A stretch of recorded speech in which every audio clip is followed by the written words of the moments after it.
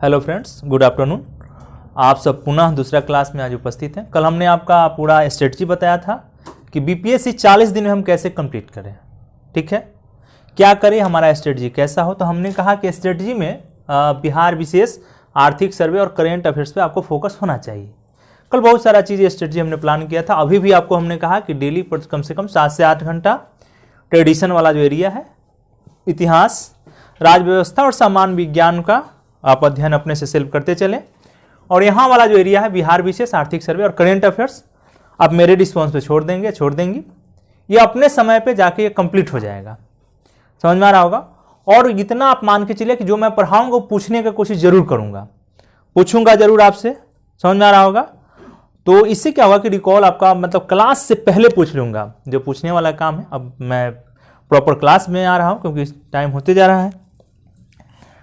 तो कल हमने जो पढ़ाया आपको बिहार विशेष में बिहार का इतिहास, जब इतिहास की बात करते हैं तो कल हमने आपको बताया इतिहास जो हम पढ़ते हैं, विश्व स्तर पर भी इतिहास पढ़ते हैं, लेकिन इसकी जरूरत नहीं हमें। भारत का कुछ सोर्स हम बताते चलेंगे आपको। फिर हमने कहा कि बिहार का इतिहास यही हमने शुरू किया था। यहां से आपको जो पढ़ना है बिहार का इतिहास में, प्राचीन बिहार, मध्यकालीन बिहार और आधुनिक बिहार। यहां से प्रश्न 12 से 13 प्रश्न यहां से होंगे।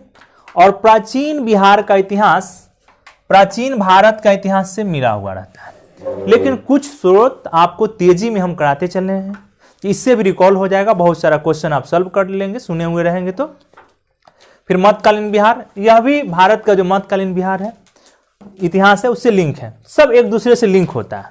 लेकिन यहां से प्रॉपर बिहार का आधुनिक बिहार का इतिहास होगा, उससे 12 से 13 क्वेश्चन हमेशा आपको एग्जाम में दिखाई पड़ेगा। 10 प्लस आपको क्वेश्चन देखते हैं। तो कल जो हम प्राचीन भारत का इतिहास पढ़ाए थे और प्राचीन बिहार की हम चर्चा किए थे, प्राचीन बिहार यहां हमने कहा पाषाण काल। ठीक है, पाषाण काल का सुशांत, पाषाण काल का साक्ष्य कहां से मिला था? छोटा नागपुर पर। गुड, आपने बताया कि सर छोटा नागपुर के पठार से मिला था। बस एक छोटा सा बात था। फिर हमने पाषाण काल को बांटा था। ठीक है, तो आगे आया तो मध्य पाषाण काल। पिंकी, यह कहां से मिला था मध्य पाषाण काल का?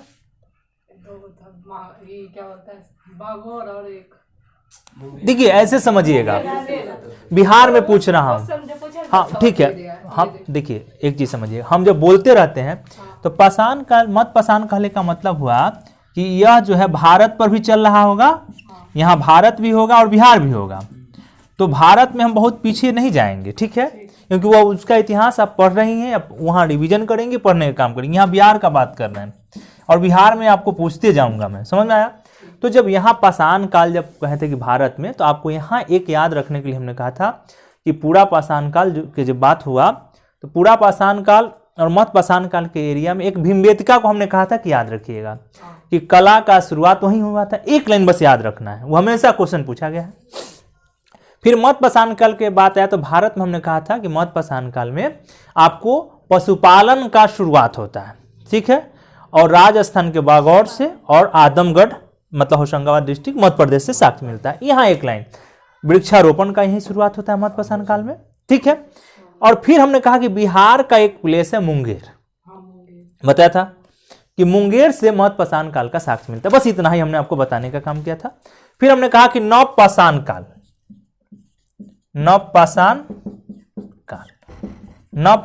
तो ये नव पाषाण काल 2 तरीके से शुरू हुआ होगा, भारत के स्तर पर हुआ होगा, बिहार के स्तर पर हुआ होगा। तो भारत का हम डाटा थोड़ा सा आपको यहां रिकॉल कराएं, लेकिन हमको आना है बिहार के इतिहास पे, क्योंकि बिहार समय पे पूरा हो जाना चाहिए। तो हमने कहा कि नव पाषाण काल जो कृषि की शुरुआत हुई, कृषि क्रांति हुआ है। यहाँ पे दुनिया में 2 बार क्रांति हुआ, एगो औद्योगिक क्रांति और कृषि क्रांति। सर्वप्रथम यही कृषि क्रांति हुआ। कहने का मतलब कि यहां जो पशुपालक थे उससे एक ही बार चेंज हो गया कृषि के रूप में। समझ में आ रहा होगा? तो यहां याद रखिएगा इसको कि कृषि और पशुपालन की शुरुआत। तो भारत में वह जो साक्ष्य है कहां से देता है? तो मेहरगढ़ से। भारत की बात होगा तो मेहरगढ़ से। समझ में आ रहा होगा कि हमने कहा कि मेहरगढ़ से कृषि की शुरुआत होता है। 2 पॉइंट और हमने जोड़ा था आपको कि गर्तावास, बुर्जोहोम से गर्तावास का साक्ष्य मिलता है और गुफकरल से भी गर्तावास का साक्ष्य मिलता है। बुर्जोहोम में कुत्ता को मालिक के साथ दफना दिया गया। यहां तक की बात हमने आपको बताने का काम किया। यही भी है कृषि है। कुम्हकारी व्यवसाय की शुरुआत यहीं पे होगा। अस्थाई बस्ती की शुरुआत हो जाएगा। कृषि और पशुपालन की शुरुआत एक साथ मेहरगढ़ से। बाद में हम लोग डिस्कशन किए कि लहुड़ा देव जो नया साइट था, लेकिन एनसीईआरटी उसको मेंशन नहीं किया है।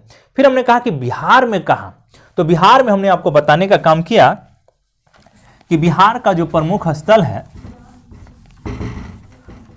हाँ गुड, इसी तरीके से आप बताते चलेंगे कि सर यहां पे है चिरांद, चेचर, ताराडी, सोनपुर, मनेर। अब देखिए एक काम कर सकते हैं, अगर इस पर एक क्वेश्चन उसको फॉर्मेट करना होगा तो कहेगा कि कौन सा नवपाषाणकालीन स्थल नहीं है। इसमें से एक क्वेश्चन बीपीएससी पूछ सकता है कि बिहार का कौन सा नवपाषाणकालीन स्थल नहीं है, या पूछेगा कि इनमें से कौन सा स्थल नवपाषाणकालीन है। अगर एक से अधिक दे दिया तो आप कहां जाएंगे? ई ऑप्शन पे। कहां जाएंगे? ई ऑप्शन पे। बात समझ में आ रहा होगा? एक से ज्यादा स्तर पूछ दिया जाए। फिर इसके बाद जो एरिया है बिहार में ही ताम्रपाषाण काल, तो भारत स्तर पर भी ताम्रपाषाण काल शुरू हुआ है तो यहां भी होगा, लेकिन इसके साइड्स पे हम लोग नहीं ज्यादा भागने का काम करेंगे। ये जो चिरांद है नवपाषाण काल, भारत में सबसे ज्यादा आपको हड्डी के औजार और उपकरण यही मिलने के काम करते हैं। बस सिर्फ और सुने रहिएगा तो बहुत सारा डाटा आपको याद रहेगा, कोई दिक्कत नहीं। ये हाँ ये बता दे रहे हैं, ये वैशाली में हो गया, ये सारण यानी छपरा, यह भी आपका छपरा। ये जो ताराडी है ये प्लेस आपका झारखंड का एरिया में पड़ जाता है। इसको एग्जैक्ट देख के हम बता देते हैं कि ताराडी अभी कहां पे है। ठीक है, इसको देख लेंगे आप। तो इस तरीके से आपको याद रखने की आवश्यकता है, कोई दिक्कत नहीं। अब ताम्रपाषाण संस्कृति की जब बात आएगा तो याद रखना है कि विश्व स्तर पे पहली बार मानव तांबा धातु का प्रयोग यहीं किया। यह लंबा आता है, कांस्य युगीन से आगे चला जाता है, हड़प्पा सप्ताह उससे भी आगे आपको दिखाई पड़ेगा। समझ रहे हैं? कोई दिक्कत नहीं है। चलिए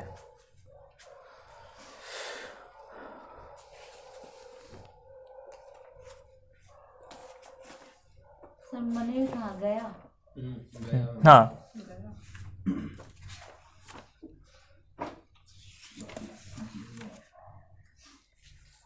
अब एक और छोटा सा ये जगह है इसका, बस थोड़ा सा, बहुत ज्यादा नहीं इसमें पढ़ना है। इतना तो लिख चुके होंगे आप लोग। बिहार से रिलेटेड ही वैदिक काल लिखिएगा, वैदिक काल। बस छोटा छोटा पॉइंट आपको याद भी होते चला जाएगा। इसमें लिखिएगा पहला पॉइंट, ऋग्वेद में कीकट नाम आया है। ऋग्वेद में कीकट नाम आया है बिहार के? हाँ हाँ। इसकी पहचान, इसकी बस पहचान लिख लीजिएगा, बस ऐसे लिखते चलिए, बस ज्यादा लिखना नहीं कि भाषा देना है। पहचान मगध से, और मगध को ब्रात भी कहा गया है। ठीक है, वैदिक क्षेत्र से अलग था यह वैदिक। बस इतना ही छोटा सा चीज लिखेंगे, ज्यादा आपको लिखने की आवश्यकता। हाँ हाँ व्रात, व्रात लिखिए इसको, व्रात, व्रात। तो व्रात शब्द किसके लिए आया है? मगध के लिए। बस बोलते भी चलना है, व्रात शब्द किसके लिए आया? मगध के लिए। बस इतना ही समझ में आ रहा हो। अब ऋग्वेद में देखेंगे कि पीछे जितनी कहानी है ऋग्वेद की, अब आपको जो हम बताए हैं सोर्स, वहां से आप देखते चलिएगा। यहां पे इतना ही आपको याद रखना है। पीछे हम आप उतना बोलेंगे तो क्लास हमारा बहुत लंबा हो जाएगा। बात समझ में आ रहा होगा। चलिए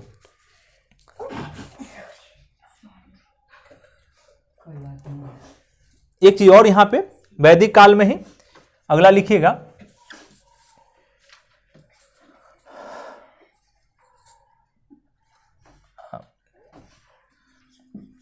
उत्तर वैदिक काल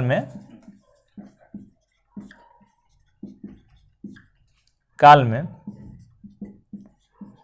इसका फैलाव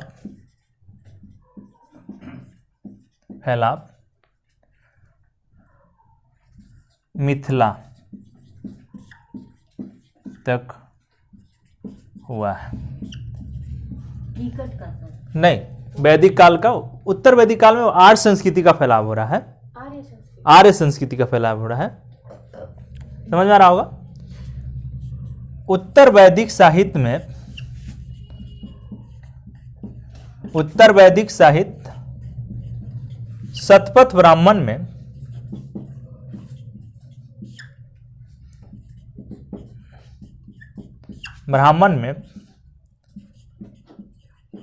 सदानीरा नदी, ये मेरे इंटरव्यू का क्वेश्चन है। शतपथ ब्राह्मण में सदानीरा नदी, गंडक की चर्चा मिलता है। एक इसको याद रखिएगा, बिहार से रिलेटेड ही बात है।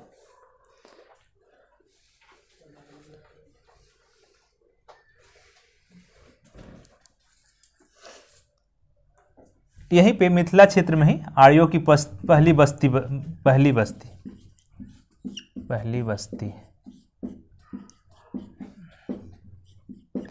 कंप्लीट हो गया। इस समझ में आ रहा होगी। आर्यों की पहली बस्ती मिथिला तक ही फैला था, कोई दिक्कत नहीं।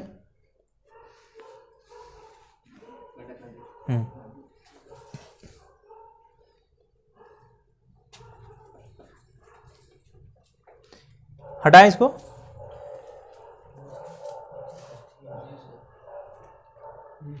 हटाते हैं।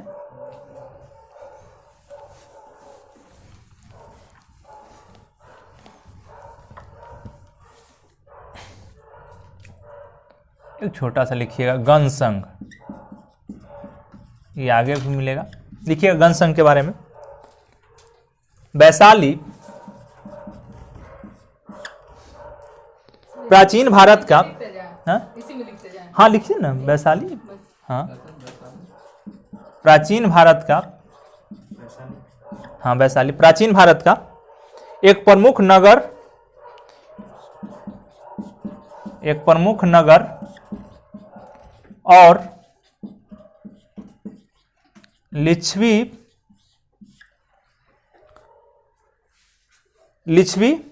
गणसंघ की राजधानी थी।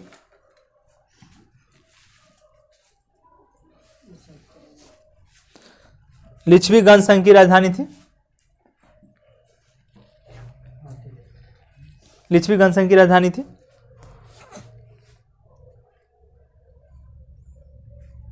वैशाली, एक लाइन और लिखिएगा। वैशाली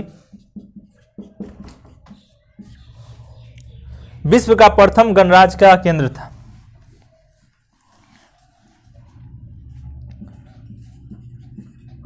विश्व का प्रथम गणराज्य का केंद्र था।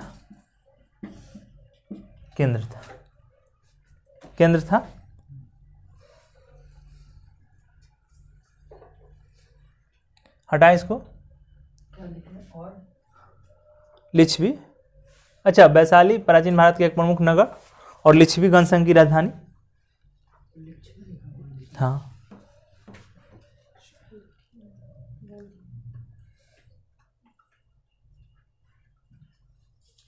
हो गया है, हटाते हैं।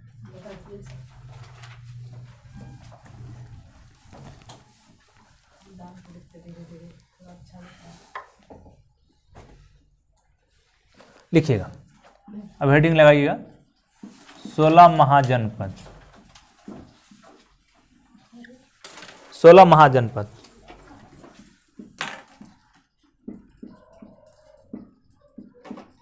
ठीक है,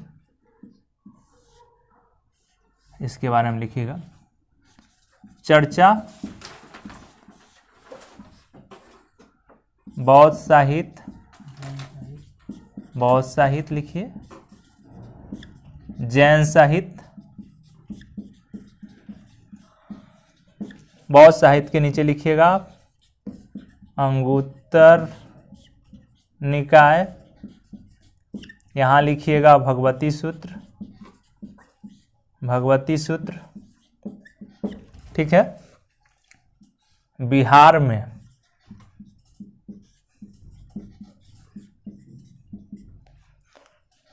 तीन महाजनपद,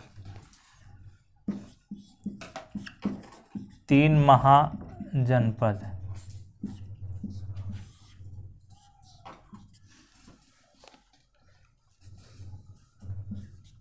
मगध, अंग और वज्जी। समझ में आ रहा होगा, कोई दिक्कत नहीं। हमें बिहार का ही मतलब है, ये हमने आपको बता दिया कि बौद्ध साहित्य, अंगुत्तर निकाय और भगवती सूत्र में। अगर पीछे चलेंगे तो पूरा कहानी लेंदी होते चला जाएगा, उस पर अलग लेक्चर क्लास है, कुछ जाने की जरूरत है नहीं हमको। अब आते हैं मगध महाजनपद। अच्छा ठीक है, बनाते चलिए इसी तरीके से, जो इतना है एकदम जैसा मेरा कॉपी है उसी तरीके से आप लोग आसान से देखिए ना, कितना जल्दी अब खिंचा जाएगा। बस यहां 60 क्वेश्चन पूछे तो 50 क्वेश्चन राइट करना है आपको, बस यही टारगेट है, 50 क्वेश्चन आपको राइट करना है। भगवती सूत्र हटाते हैं इसको। मगध महाजनपद हेडिंग लगाइएगा, मगध महाजनपद, मगध महाजनपद।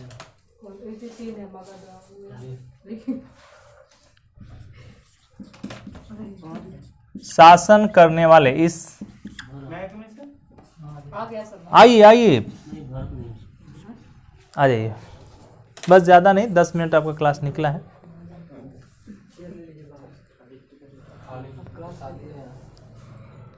मगध महाजनपद, मगध महाजनपद में शासन करने वाले सबसे प्राचीनतम वंश, प्राचीनतम वंश। यहां से क्वेश्चन आपको बना सकता है, जैसे हम जिस डायमेंशन में रख रहे हैं वहीं पे क्वेश्चन वो सेट कर सकता है।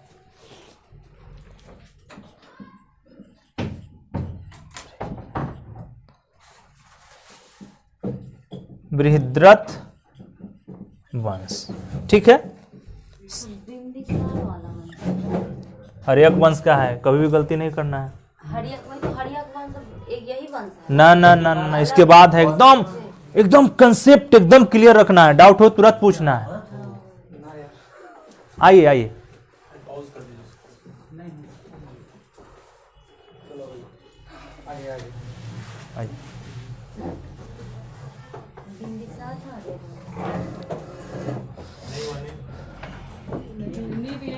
संस्थापक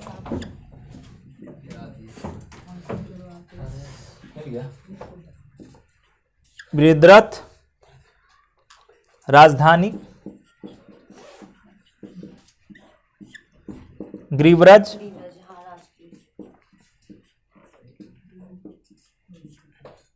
और शासक। हाँ लेट नहीं हुआ है,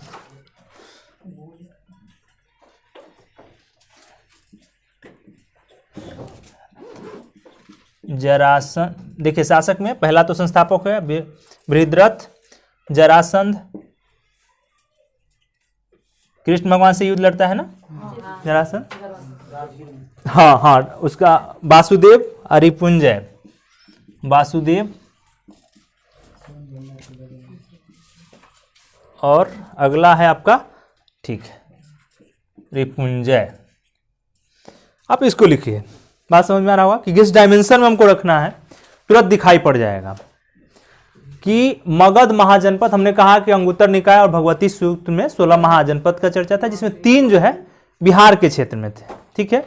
मगध, अंग और बज्जी 3 थे। तो मगध महाजनपद, ठीक है, पीछे थोड़ा पढ़ाया हूं उसके अलावे।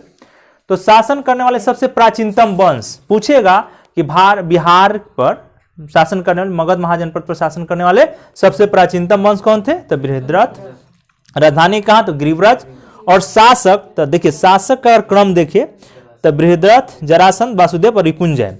अगर 4 ऑप्शन दिया, मैं आपको इस क्रम में रख रहा हूं ई के कारण। अगर यहां से एक से दूसरा है शासक तो देख लीजिए चारों, हो सकता है इसमें से कौन शासक नहीं है। क्वेश्चन और बढ़ाना होगा कि इस वंश में कौन शासक नहीं है। बात समझ में आ रहा होगा, कोई दिक्कत नहीं। चलिए यहां तक की बात खत्म करते हैं, आगे देखते हैं। पहले वंश लिखते चलिए, हर्यक वंश, ठीक है। हर्यक वंश, नागवंश, नंदवंश और मौर्य वंश। ये आपका क्रम हो गया, ठीक है। तो पहला वंश क्रम से और पूछिए, तो यहां से ध्यान रखना है, वंश क्रम में पूछे तो 1 नंबर पे आपका हो गया बृहद्रथ वंश, हर्यक वंश, नागवंश, नंदवंश और मौर्य वंश। अगर क्वेश्चन पूछे, हो सकता है कि ये पहले दे दें और ध्यान नहीं देंगे तो आपका ये डिसमैच कर जाएगा वहां पे। सर ये महाजनपद हर्यक वंश, नागवंश, नंदवंश, मौर्य वंश वंश होगा। ऐसे समझिए, ये मगध महाजनपद है और इस महाजनपद मगध के जो क्षेत्र था उस पर शासन करने वाला वंश। समझ में आया? कोई दिक्कत नहीं, अब क्लियर हो गया होगा कि पहले मगध के गद्दी पर इस महाजनपद का जो एरिया इस टाइम है, इस टाइम में पहले हर्यक वंश आया, बृहद्रथ वंश आया, फिर हर्यक वंश आया, फिर नाग वंश आया, नंद वंश आया और मौर्य वंश आया। ये क्रम आपको दिखाई पड़ना चाहिए, कोई दिक्कत नहीं। बात समझ में आ रहा होगा, हटाएं इसको। अच्छा लिखिए,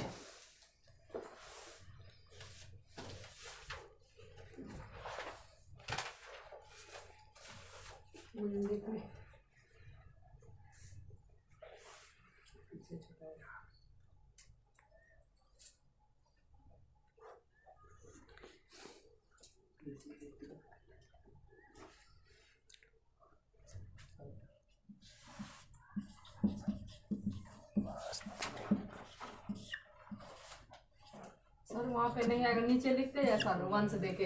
हाँ जैसे यहाँ नहीं आएगा सर तो नीचे हाँ, तो आप नीचे ही लिखेंगे, वो इसको हम हटाते हैं ना, अब लिखेंगे अब हर्यक वंश पे ही चलेगा। वंश हेडिंग देके। हाँ, हर्यक वंश पे चलेगा। भरत बढ़े आगे? नहीं नहीं, बोलिएगा अगर कुछ छूट।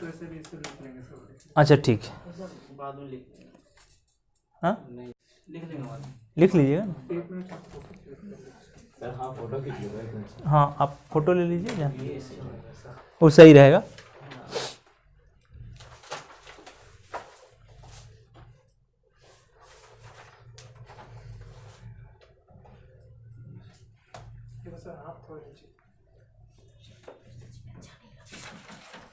सही है। हाँ, अब हर्यक वंश के बारे में बताएंगे।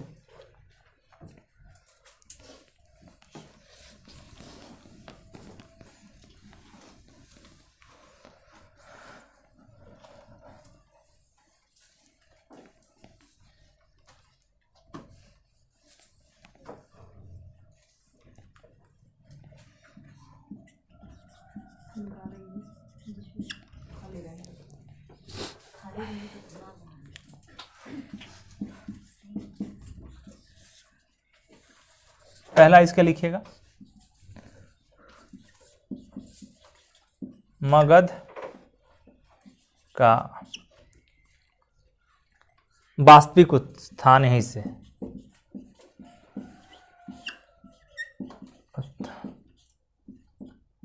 इसी वंश से यहीं से शुरू होता है। इसी वंश के द्वारा लिखते सर? हाँ लिख सकते हैं, कोई दिक्कत नहीं। थोड़ा सा लिखिए ना, बात समझ में आना चाहिए, बहुत ज्यादा उस पर माथापच्ची नहीं करना है। सर तो मगध हर्यक वंश से ही था। मगध जो है, पहले देखिए महाजनपद, ऐसे समझ लीजिए पहले थोड़ा सा, आप जो पूछ रहे हैं, ये जन था, ठीक है, जनपद ऐसे समझिएगा। और फिर जनपद से होता है महाजनपद। यह जो है, यह जन जो है, जन मतलब कबीला, समझ गए, कबीला। यहाँ ऋग वैदिक काल चल रहा है। यह जो टाइम होगा आपका 1500 बीसी से लेके 1000 बीसी, समझ में आया।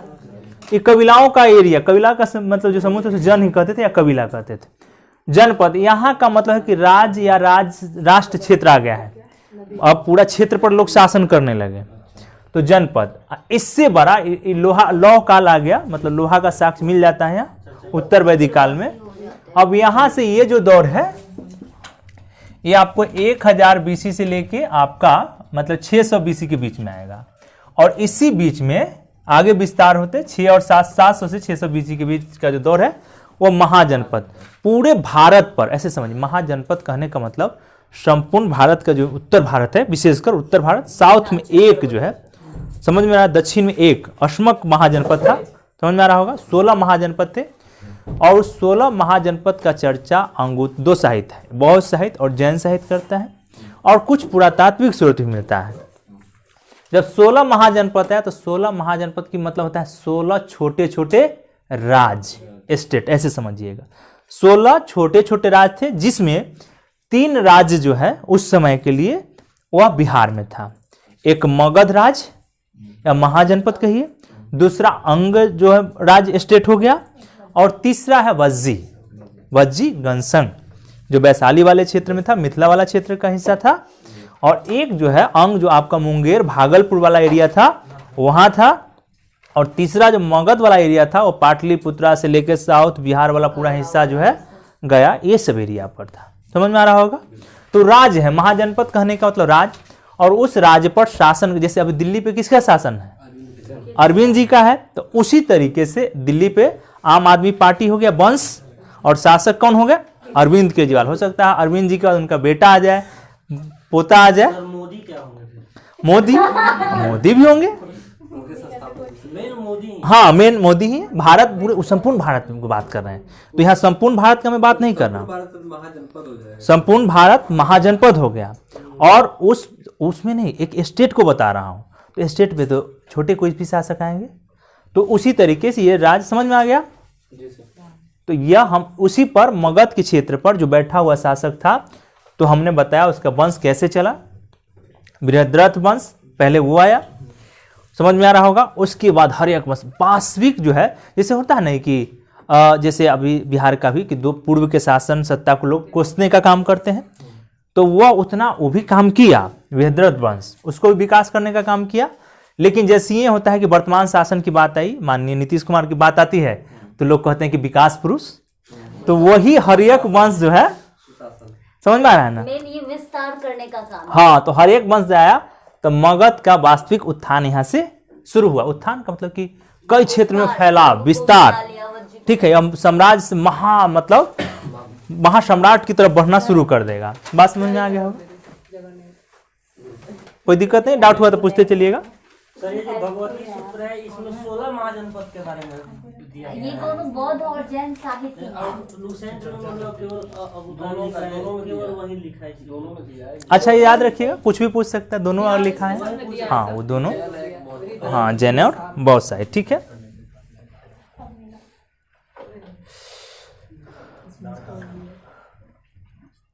इसका भी अगर राजधानी आपको याद है, कहाँ होगा, उसके बाद गिरिव्रज या राजगिरी, दोनों में से कोई भी आपको हो सकता है, पुराना नाम है, या राजगिरी, नया नाम, हाँ राजगीर नया नाम। ठीक है, इसका राजधानी। अब इसको देखते हैं शासक, इस हर्यक वंश का शासक देखते हैं, समझ में आ रहा होगा।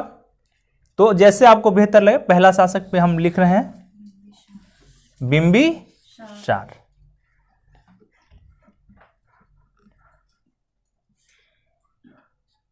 ऐसे ही लिखिए,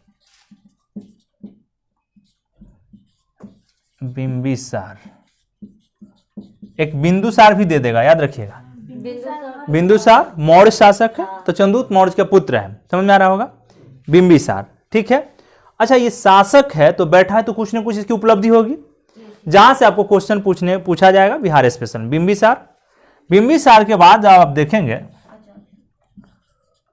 अजात शत्रु।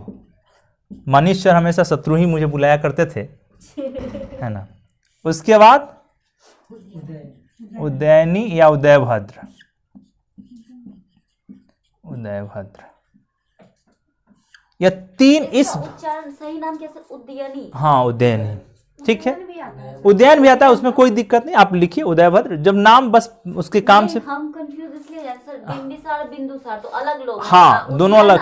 ये एक ही है ना? एक ही है, दोनों एक ही है, ठीक है।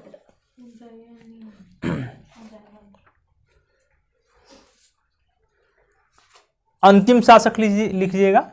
इसका अंतिम शासक नागदशक, अंतिम शासक नागदशक,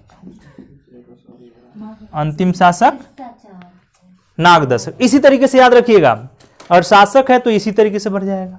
अब प्रॉपर शासक का उपलब्धि देखेंगे।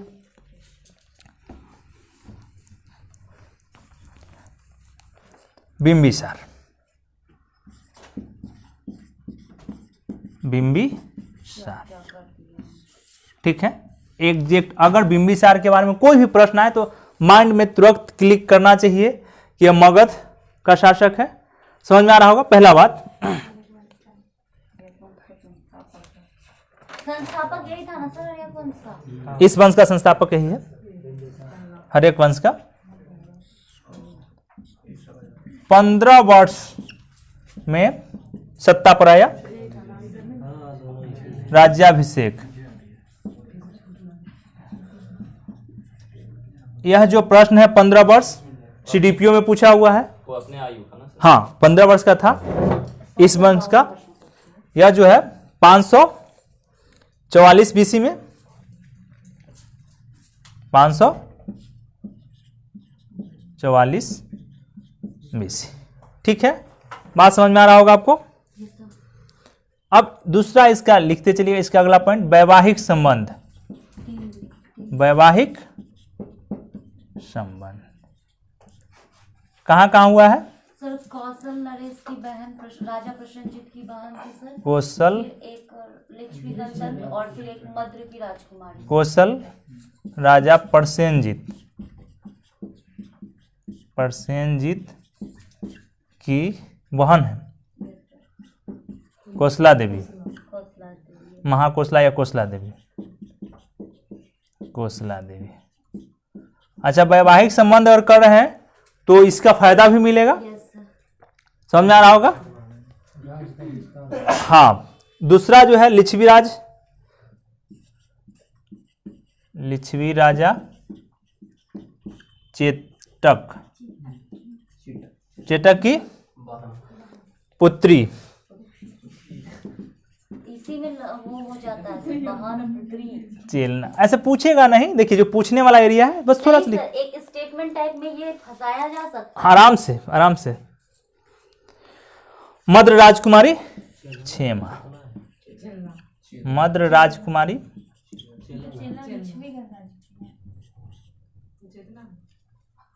क्षेमा। हेमा, हेमा की उल्टी। एक वैवाहिक संबंध हमने आपको बताया, लिख रहे होंगे। जैसे लिख रहे हैं उसको एकदम माइंड में रखते चलिए कि यही इसका काम था। प्राचीन भारत का जो क्वेश्चन यहां से फंसना होगा आराम से फंसते चला जाएगा।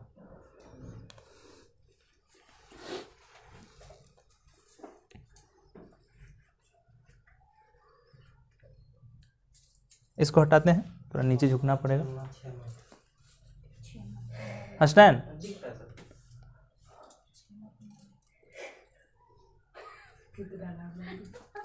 याद हो जाएगा। ये पुत्री और बहन में फंस जाएगा बच्चा से। एक की बहन है, एक की पुत्री है। इसी से रिलेटेड पॉइंट है अगला पॉइंट, इसी से रिलेटेड। अवंती शासक लिखिएगा, अवंती शासक चंड महासेन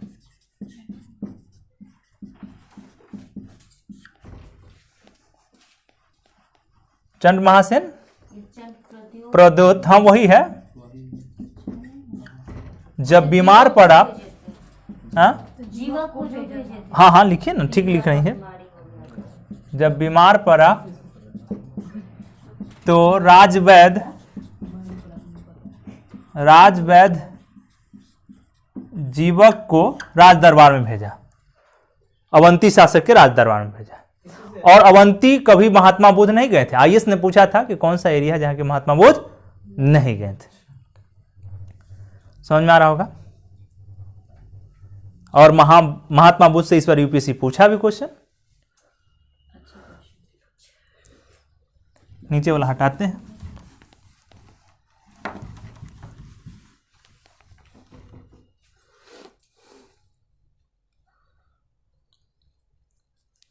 अगला पॉइंट, अंग राजा ब्रह्मदत्त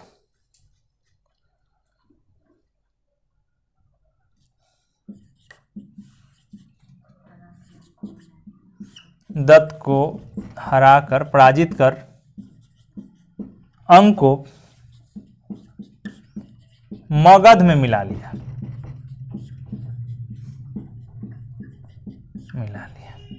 यहां से भी प्रश्न पूछ सकता है, एनसीईआरटी मतलब बेस्ट भी बात है। समझ में आ रहा होगा, कोई दिक्कत नहीं, मिला लिया।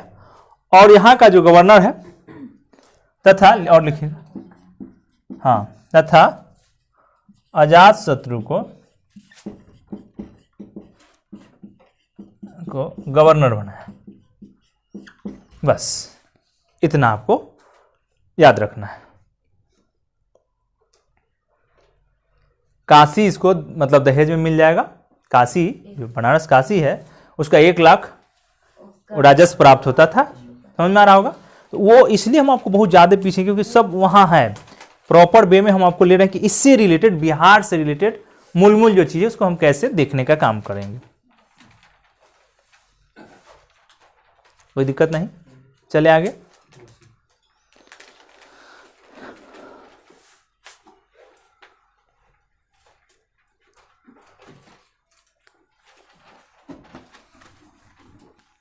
जैसे नाम है चंड महाशयन प्रत्योत, बस तो उतने नाम पूरा याद रखना पड़ेगा। बस अवंती बस माइंड में आना चाहिए कि कौन सा एरिया, बस उतना ही।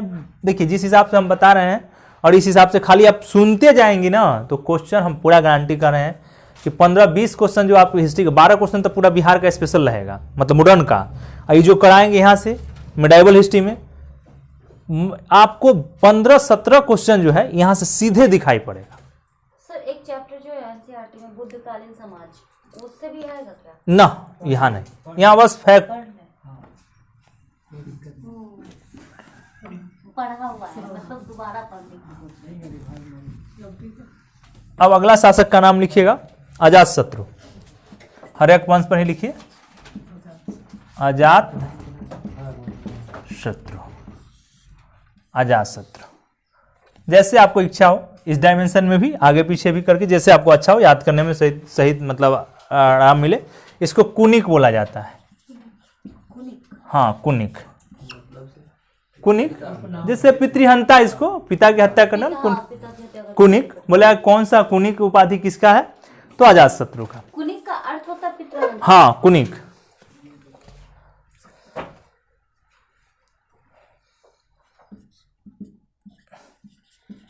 परसेनजीत ने अपनी पुत्री का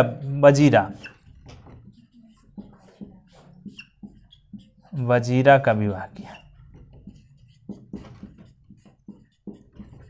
समझ में आ रहा होगा। काफी मॉडर्न है वजीरा नहीं।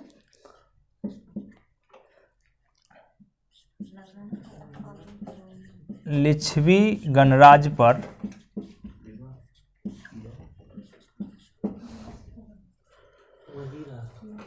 अधिकार करने के लिए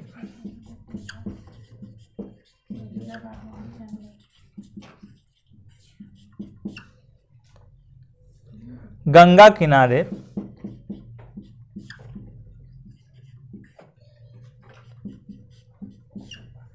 पर पाटलीग्राम नामक छावनी का निर्माण किया।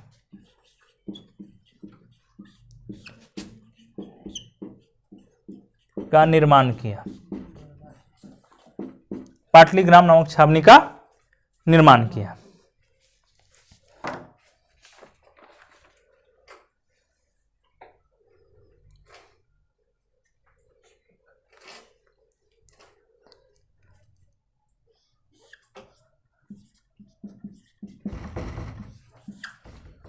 वैशाली पर अधिकार करने में ऐसे लिखने की जरूरत नहीं, अपना 16 साल लगा दिया था। इसका अपना जो टाइम था लिच्छवी गणसंघ पर अधिकार करने में अपना 16 साल का समय इसने लगाया था, लेकिन उसको लिखने की जरूरत नहीं है। इसका एक मंत्री था वस्त्रकार। अधिकार करने के उद्देश्य से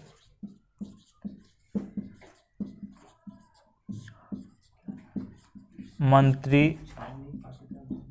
वस्त्रकार को लगाकर लिच्छवी गणसंघ में भेद उत्पन्न करवा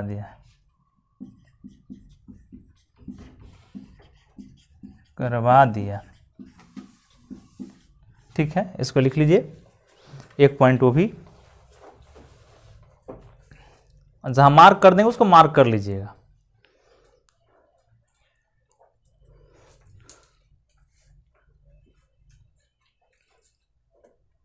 पत्थर फेंकने वाला यंत्र नहीं आगे लिखेंगे, पहले उसको लिख तो लीजिए। इम्पोर्टेंट है वो, सेम हुआ ना। हाँ, सर वो कह लिया भेद अधिकार करने मतभेद करवा। हाँ, उद्देश्य उद्देश्य अधिकार वैशाली पर डालो शासन करो वाला। उद्देश्य से जोड़ लीजिएगा। मंत्री वस्त्रकार को लगाकर लिच्छवी गणसंघ में विभेद या भेद उत्पन्न करवा दिया।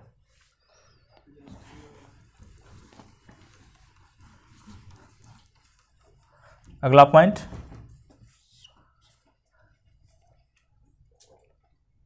वैशाली विजय के क्रम में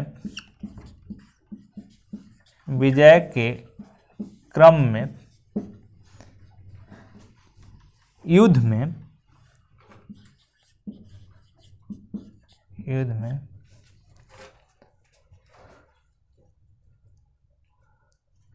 अस्त्र वैशाली विजय के क्रम में युद्ध में रथ, मूसल और महाशिलाकंटक या शिलाकंटक पर क्षेपास्त्र का प्रयोग किया था।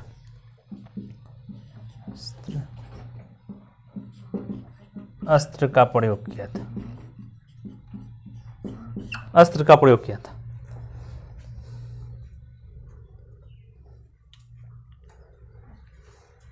अगला पॉइंट,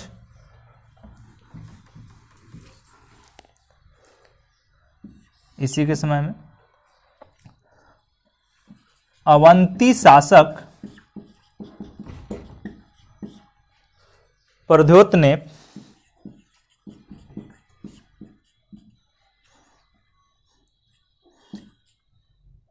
जब मगध पर आक्रमण करने के लिए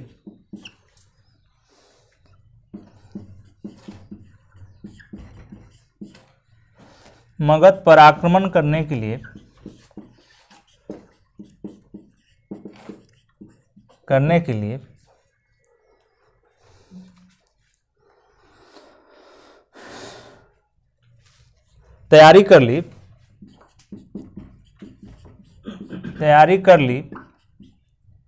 तो अजातशत्रु ने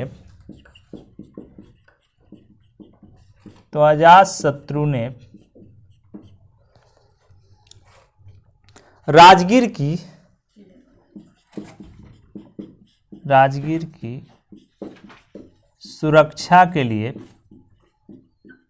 किलेबंदी करवाई।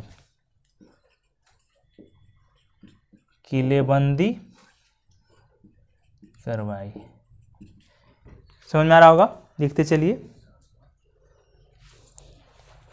किलेबंदी करवाई।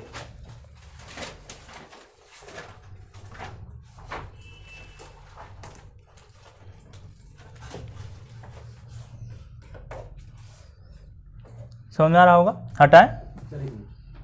अच्छा, देखिए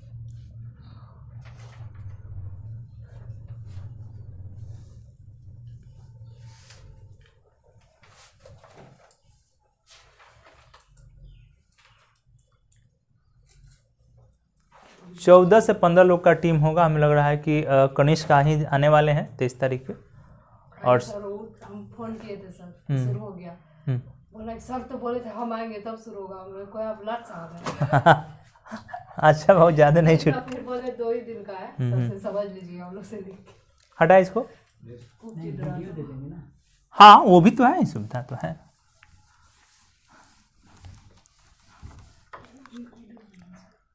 हाँ रिकॉर्ड। अगला लिखिएगा इसी पर, उदयनी या उदयभद्र। इसका एक मेजर काम है। पटना का कौन बनाया? पटना नहीं, एकदम नहीं, पटना गलत है। पटना को तो अजात शत्रु में ये करें शेरशाह, ठीक है। पटना बोलना ही नहीं है, पटना उस समय था ही नहीं। हाँ ठीक है। हम 1 मिनट के लिए शॉक हो गए, क्या बोल दिए। सब बाप को मारा है। हाँ, ये सब ये भी अपने फादर को मार देता है।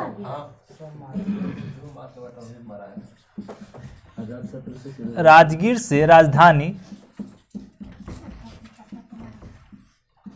पाटलिपुत्र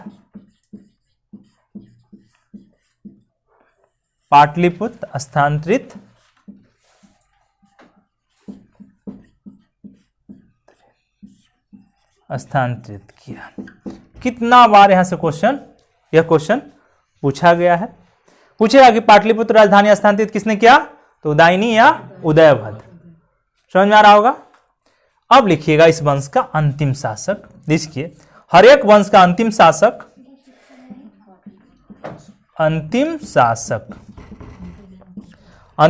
आपका नागदशक कंप्लीट। अब इसको पूछना है, पूछते रहे। अंतिम शासक बस ऐसे लिख लीजिए, अंतिम शासक नागदशक हो गया। एरो दिए, बात समझ में आ गया। बहुत लिखना, भाषा लिखने की जरूरत नहीं है।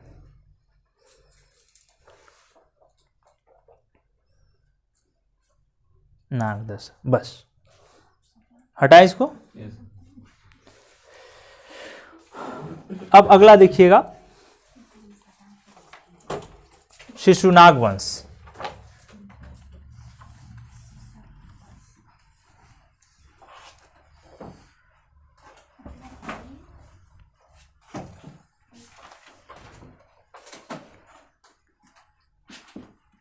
मगध महाजनपद। हमने पहले आपको 2 का बता दिया हूं, आपको याद होगा। तीसरा है शिशुनाग वंश। समझ में आ रहा होगा? चलिए,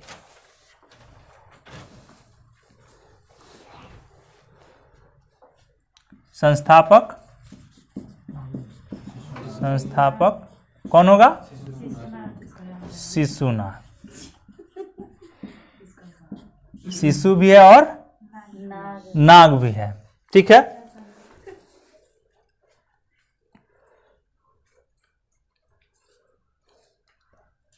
शिशुनाग जो है ये क्या किया से देखिए, अवंती को अपने क्षेत्र में मिलाने का काम करता है। अवंती राजा, हो सकता है राजा का नाम पूछते, अवंती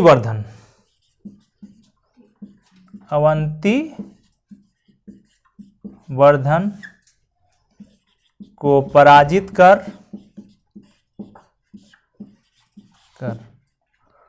अवंती को मगध क्षेत्र में मिला लिया।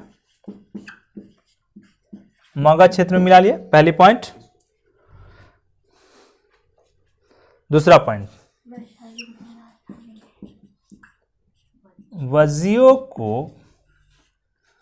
वज्जियों के ऊपर नियंत्रण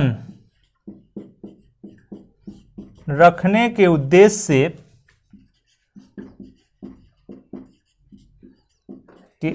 से शिशुनाग ने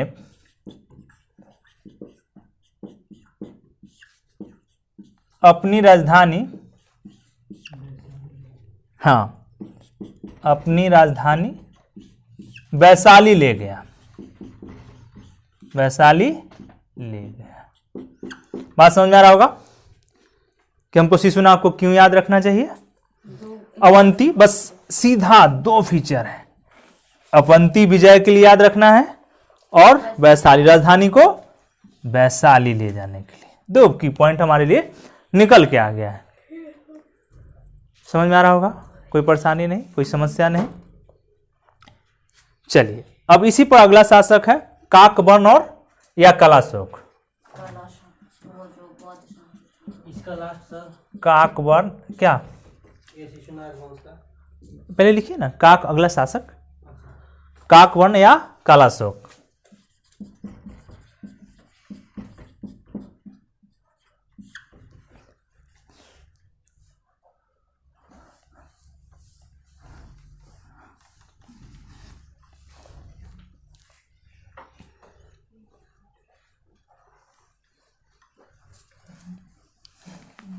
इसके बारे में लिखिएगा, काकवर्ण।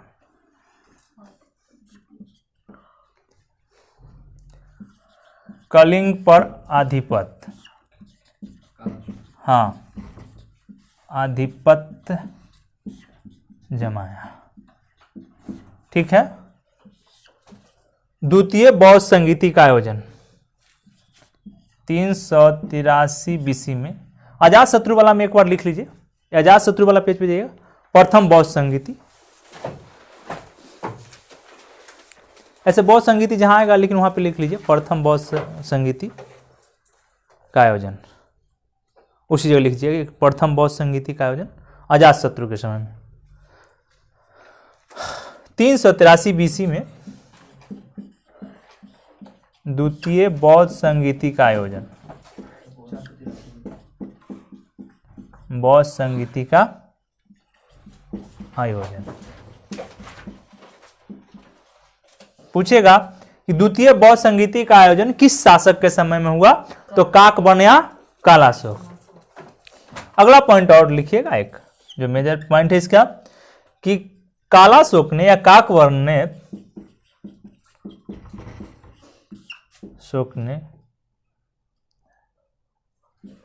पुनः नहीं, कलाशोक ने राजधानी को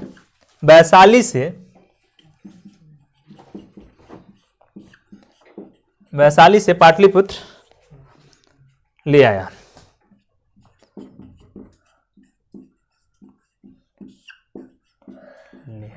पूछेगा कि पुनः वैशाली से राजधानी ट्रांसफर करने वाला, पाटलिपुत्र ट्रांसफर करने वाला शासक कौन था? कलाशोक या काकवर्ण। समझ में आ रहा होगा? किसका नाम किसे काकवर्ण कहा? हाँ, काकवर्ण मतलब कलाशोक। समझ में आ रहा होगा? काला था। अब कहा विशेषता है उसको पुराण जब पढ़ना पड़ेगा, उसके लिए पुराण को देखना पड़ेगा, तब जाकर वहां मिलेगा। नहीं सर, उतना नहीं पढ़ना। तो इसलिए है कि हमको इतना काम निकालना है। हाँ, ये हो गया है आपका। फिर आप इसी पर आ जाइए, नंद वंश। नंद वंश अब हम लोग देखने का काम करेंगे। मगध महाजनपद में नंद वंश, इस वंश का संस्थापक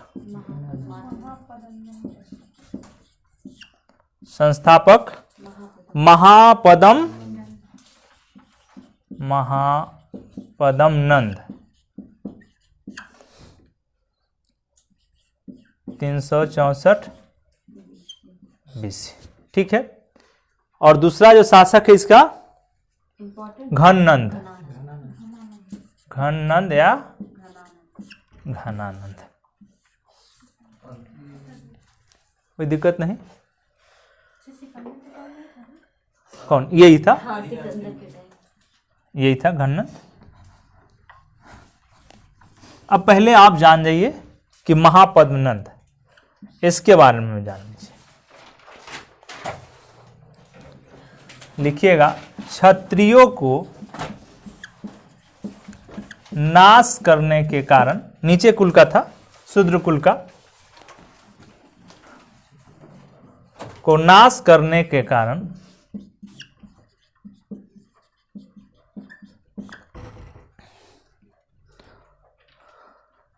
इसे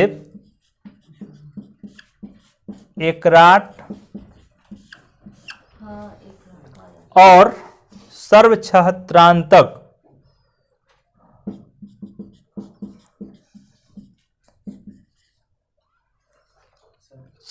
छत्रांतक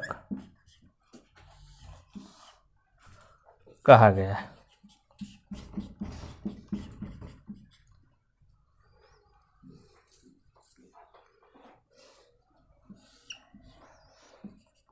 शूद्र कुल का था,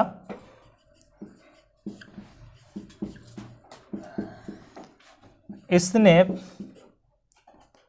राज क्षेत्र को कलिंग से आगे विस्तार किया, कलिंग से आगे विस्तार किया, विस्तार किया। समझ में आ रहा होगा?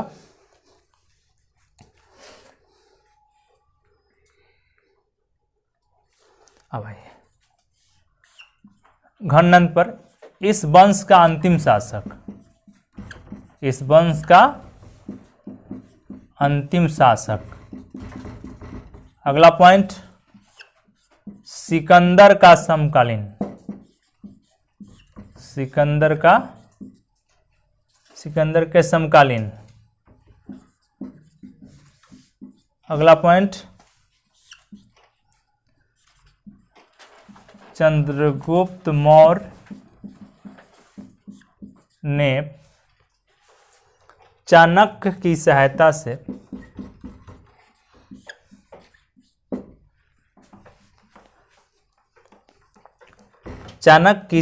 से घननंद या घनानंद, घननंद को पराजित कर मगध पर मौर्य साम्राज्य की स्थापना की।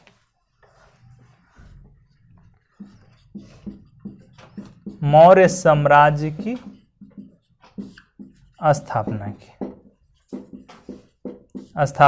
की।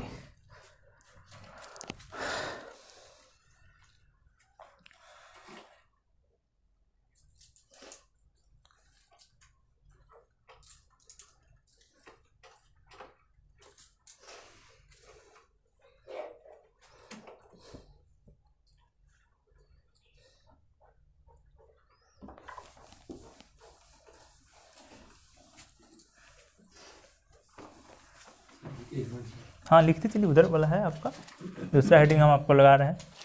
मगध के उत्कर्ष का कारण, बस 4 पॉइंट लिखिएगा। मगध के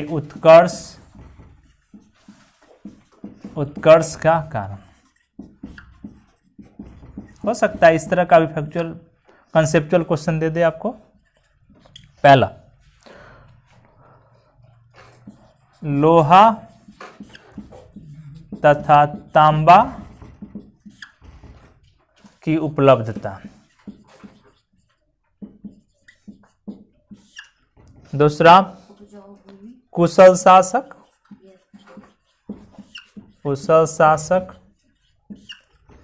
तीसरा, अस्थाई सेना रखना, अस्थाई सेना। इसको लिख लिया ब्रैकेट में। प्रथम बार ये जो रखने का काम किया था किसने? बिंबिसार। पहली बार अस्थाई सेना रखा है। कृषि योग भूमि का विस्तार, कृषि योग भूमि का विस्तार। तकनीकी सुधार। अगला लिखिएगा लास्ट, समाज में खुलापन। खुलापन, समाज में खुलापन। समझ में आ रहा होगा, कोई दिक्कत नहीं है।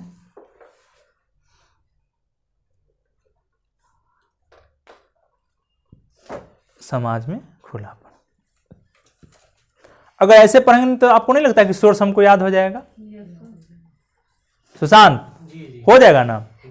अब इसी तरीके से आपको याद करना है, याद हो जाता है। बहुत कथा कहानी सुनाने की आवश्यकता नहीं। मैं कहीं पढ़ा रहा हूँ अभी, वहाँ भी तो मैं विशेष विषय से विषयांतर नहीं हो रहा हूँ। जो काम का चीज़ है आप उसको लीजिए और फिर आप आगे बढ़ के भारत सरकार और बिहार सरकार को सेवा दीजिए। अच्छे लोग जाएंगे तो फिर बिहार का कल्याण होगा। अच्छे अधिकारी आ भी रहे हैं, नए नए बैच में अच्छे लोग गए हैं और अच्छा काम भी कर रहे हैं। आप लोग को मुहर जिस दिन बिहार सरकार का लगेगा उस दिन उनका हो जाइएगा आप। तो जिस दिन के 66वें में लग जाएगा सर? तो वही 1 साल के अंदर में लग जाएगा, जरूर जरूर लग जाएगा, जरूर लग जाएगा। कॉन्फिडेंस को अच्छे से रखना है। अब मौर्य साम्राज्य हेडिंग दिलाइएगा। मौर्य साम्राज्य आज अधिकारी आना। हटा इसको। मौर्य साम्राज्य हेडिंग लाइन।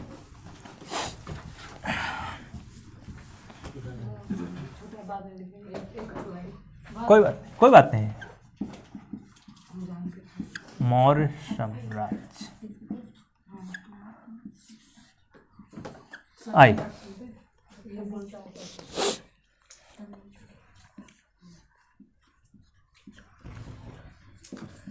संस्थापक बस लिख दीजिए, ऐसे याद है आपको। लेकिन चंद्रगुप्त मौर्य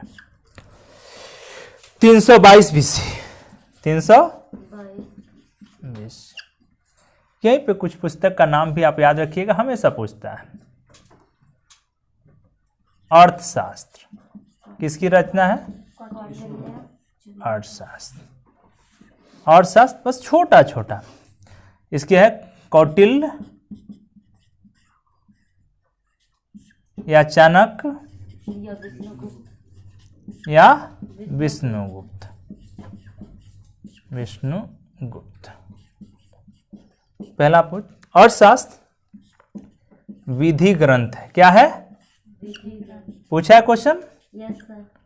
शासन प्रशासन की जानकारी। क्या है? शासन प्रशासन की जानकारी। कितने भाग में बटे हुए हैं? 15 खंड है। यहां से भी क्वेश्चन कई बार पूछा है। 15 खंड किसने बाहर लाया? श्याम प्रसाद शास्त्री। बाहर लाने का काम है श्याम प्रसाद शास्त्री। ठीक है, बस अर्थशास्त्र के बारे में इतना 3-4 मूल बात आप यहां याद रखिएगा। दिक्कत हो रहा है? जैसे अर्थशास्त्र एक पुस्तक है, उसके ऑथर मतलब लेखक का नाम है कौटिल्य। ऐसे बनाइए जैसे हम बनाते वैसे बनाइए।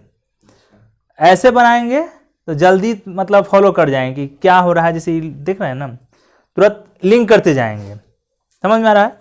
पहले अर्थशास्त्र का एक कॉलम बनाइएगा, फिर कौटिल्य मतलब कौटिल्य, तुरंत समझ में आ जाएगा। अच्छा, लेखक है चाणक्य है, विष्णु, तीनों का एक ही नाम है। श्याम प्रसाद शास्त्री संकलन कर। हाँ, ये खोजने का काम किया था। ये कहाँ पुस्तक था? ये कर्नाटक से खोज के आया है। यह कहीं और पढ़ा हुआ था। और यह जो पुस्तक है 4वीं शताब्दी के आसपास में जो लिखा गया था, इसका पहला जो खंड है, समझ रहे हैं ना, वो सबसे प्राचीन है, जिसमें मौर्य शासन प्रशासन के बारे में जानकारी मिलती है। समाज हो गया, अर्थव्यवस्था हो गया, सारा डिटेल यहाँ आपको मिलेगा। शास्त्री ने खोजा था। हाँ, ये पुस्तक को खोजने का काम किया था अर्थशास्त्र को। और ये जो पुस्तक है, आपको एक चीज बता दे रहे हैं कि आप जाएंगे प्रशासक बन के तो वहां भी आपको पढ़ना पड़ेगा। वहां भी यूपीएससी जो है अपना, जब आप यहाँ जाएंगे लाल बहादुर शास्त्री लवासना, तो बहुत सारा चीज आप, अरे भाई प्रशासन का पुस्तक यहाँ से आपको ज्यादा पढ़ना। अभी जैसे कमर्शियल टैक्स ऑफिसर आप हो जाएंगे बिहार में, तो ये मत सोचिए कि कम पढ़ना है, बहुत ज्यादा पढ़ना है और ज्यादा परेशानी है। एक अपनी स्टूडेंट थी संस्थान की पूनम, वो जो है कि उसी में जुड़ी हुई है, तो बताती है कि वहां से ज्यादा पढ़ना पड़ता है। तो ये चीज क्योंकि रूल रेगुलेशन है सरकार। हाँ, और सारा जानकारी आपको तो मिलना चाहिए, ये सब चीज है। ठीक है, तो ये इतना चीज आपको हमने दिया। दूसरा एक और पुस्तक का नाम लिख लिए,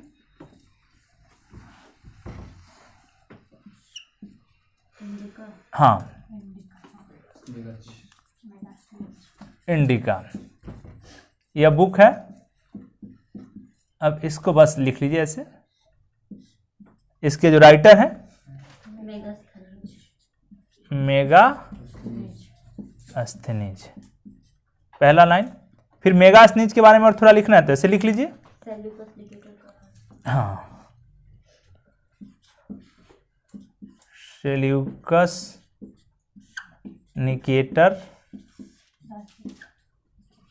का राजदूत, सर ये सब आप वहाँ जो पढ़ाए ना वही दिमाग में है ना, यही वहाँ के क्लास में जी। फायदा मिलेगा आपको, मतलब ये जो अगर एक बार देखिए हम लोग घर में देखे नहीं। नहीं देखेंगे फिर भी भूलता नहीं, पोजीशन जब आएगा तो आपको आएगा ना। सेल्यूकस निकेटर का राजदूत जो चंद्रगुप्त मौर्य के दरबार में आया, दरबार में आया। ये जो पुस्तक है इंडिका, इसके बारे में थोड़ा सा जान लीजिए। नगरीय प्रशासन की जानकारी, नगरीय प्रशासन की जानकारी मिलेगी आपको। दूसरा पॉइंट, यह पुस्तक बताता है कि भारतीय समाज में दास व्यवस्था या दास प्रथा नहीं थी। भारतीय समाज में दास प्रथा नहीं था, नहीं थी, दास प्रथा नहीं थी। समझ में आ रहा होगा, कोई दिक्कत नहीं।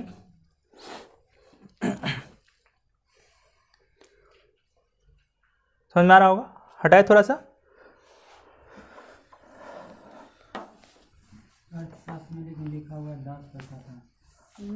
अर्थशास्त्र में लिखा हुआ है कि, लेकिन हम आपको वहां बता रहे हैं वहां पे, हाँ, तो वहां पे आपको ध्यान रखना है कि यहाँ पे दास प्रथा, ये दिया गया कि जिससे मेगास्थनीज आए होंगे उस समय नहीं रहा होगा। नहीं, दास प्रथा बहुत पहले से चला रहा है। दास दस्यु का जो चर्चा है आपको ऋग्वेद में ही आया है। समझ में आ रहा है?